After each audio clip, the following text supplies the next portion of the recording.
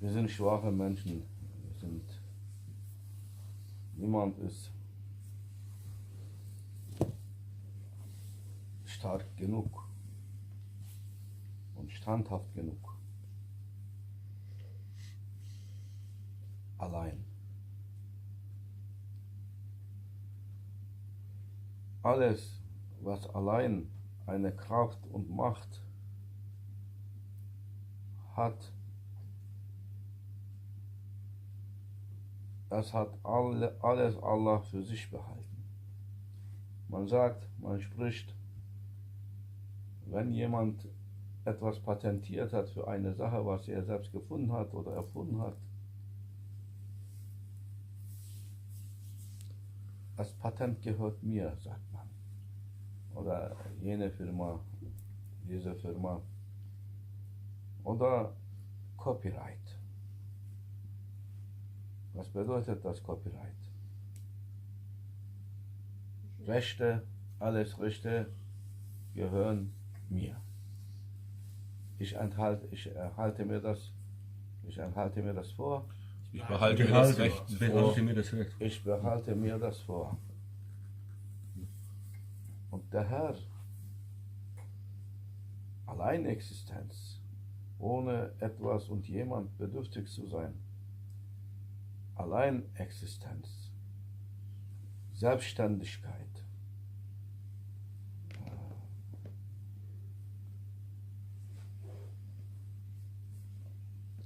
Bedarfslosigkeit, Unabhängigkeit, Eitelkeit, Beheblichkeit, Launen, Alluren, alles, was dem Menschen verboten ist, deshalb verboten, weil das gebührt nur allein dem Herrn. Er hat das alles für sich vorbehalten. Er ist der Eine und Einzige, der niemand bedürftig ist, nichts bedürftig ist, der niemand braucht, um zu existieren, und alles, was er braucht, braucht er nicht. Er braucht nichts, alles braucht ihn. Man kann ihn nicht beschreiben, den Herrn, und seine Essenz, seine Wahrheit, seine Wirklichkeit, er ist unbeschreiblich.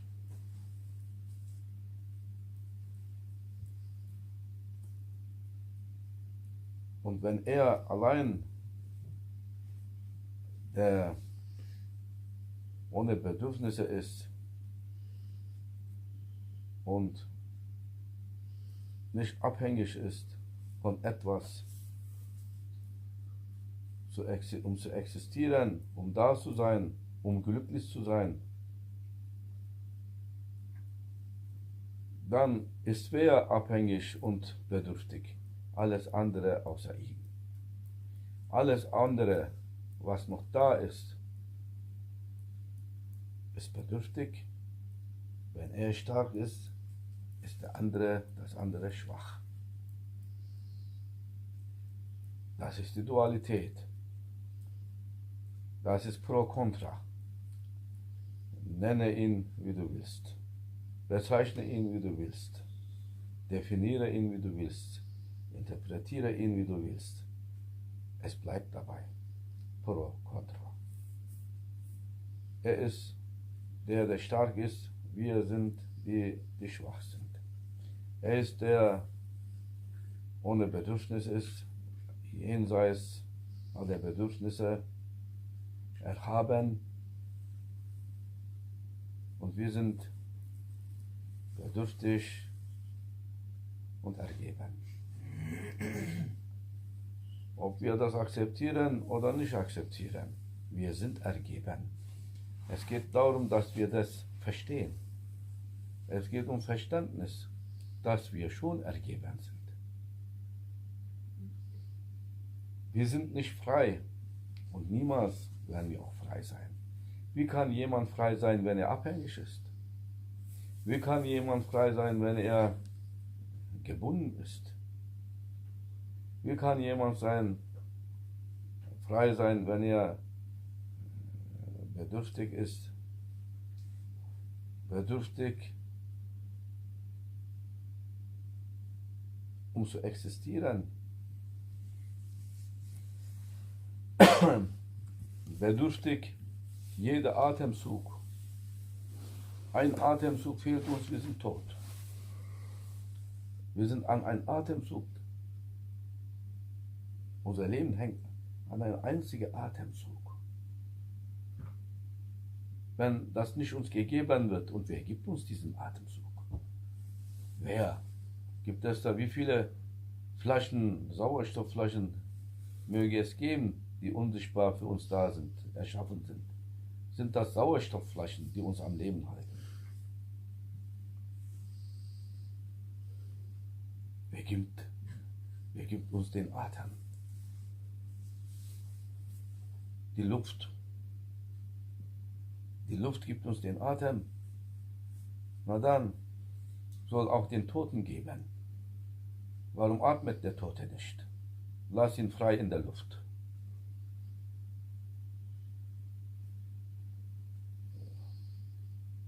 Alles, was man uns erzählt über diese Welt, über die Gesetze, über das und dies, wie es regnet, wie es zu Regen kommt, alles im Grunde genommen, in Wirklichkeit ist alles nur Erfindung, Fata Morgana, Halluzination, Illusion, Erfindung und eine Begründung, aber keine Wahrhaftigkeit und Absolutes.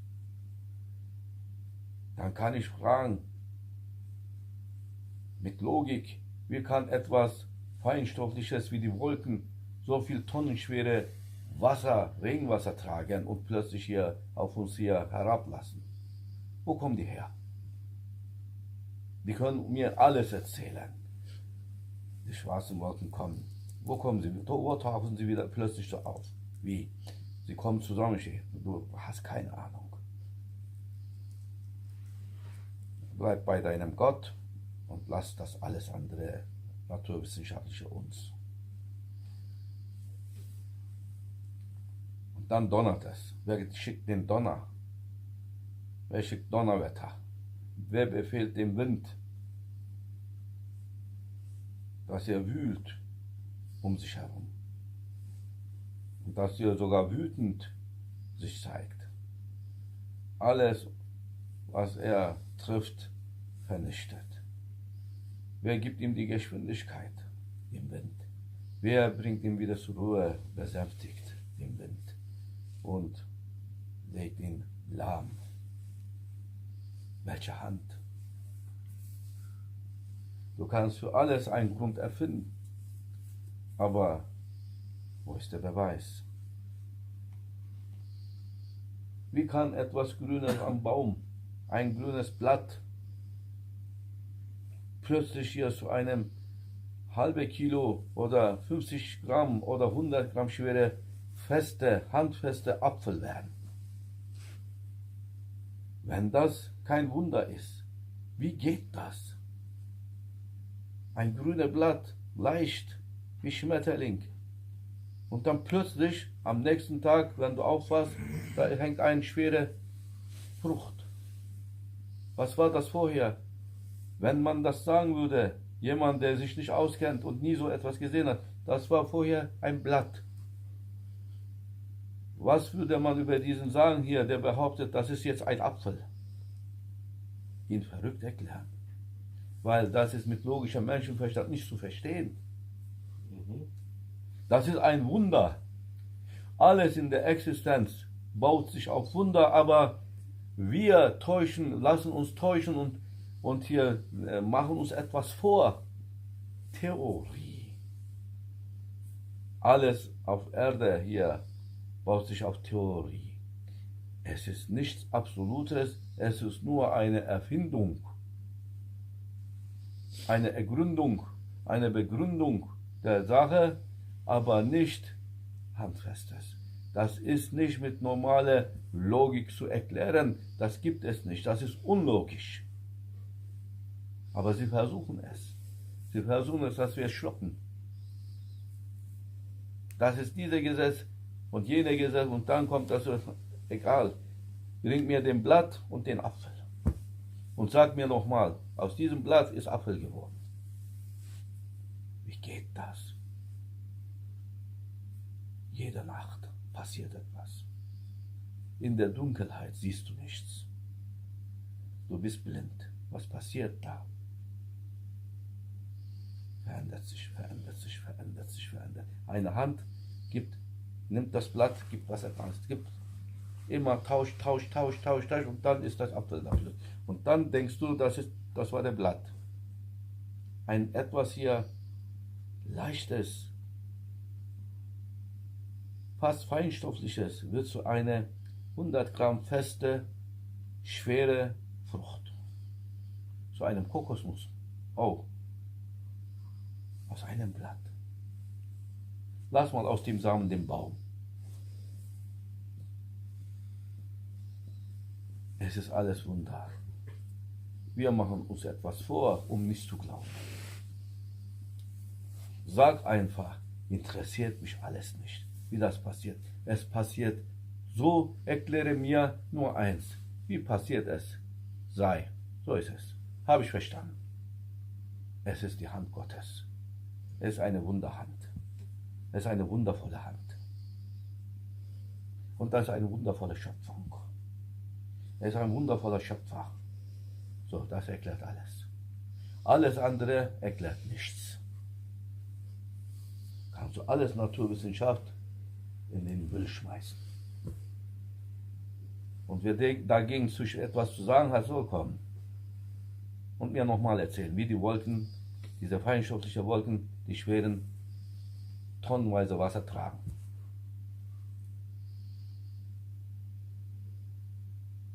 Wo kommt das her ganz plötzlich? Tonnenschwere Wasser, das ein sogar Flut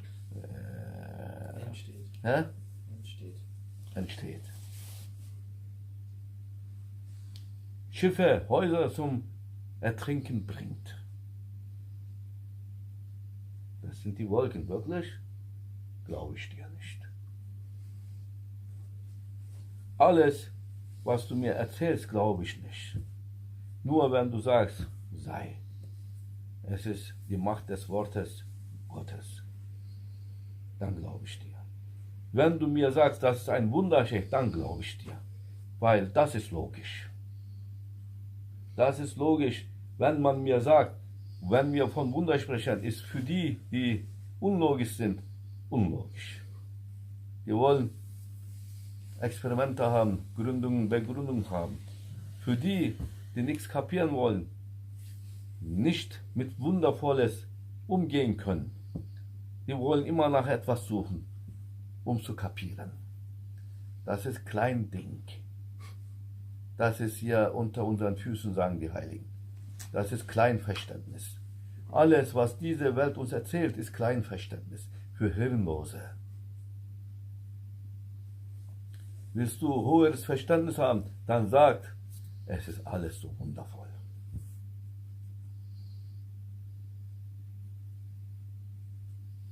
Meine Mutter kommt mit deinem Embryo, hier, Röntgenbild. Das ist wirklich Lüttich, der große Lüttich, ja. Ein Embryo. Welche in deinem Album bist du? Welches der Bilder gehörst du?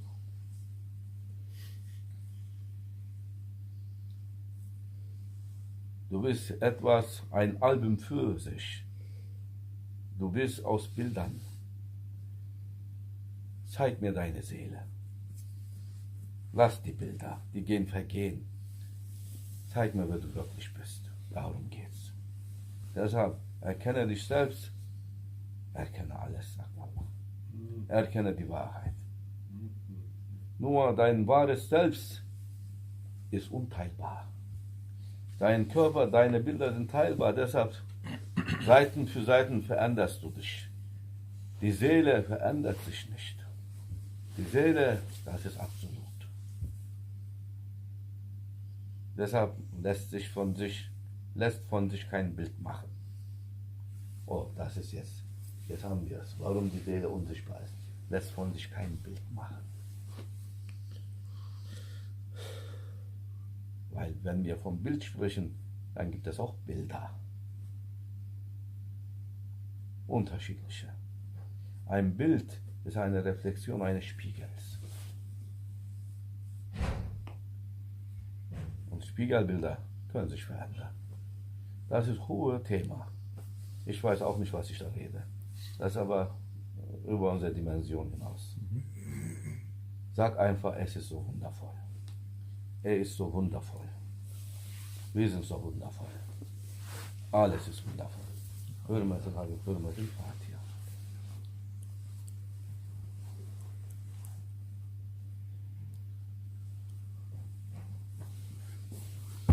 MashaAllah. Wir wollten nichts erzählt haben heute. Das kam. Von wem? Ja?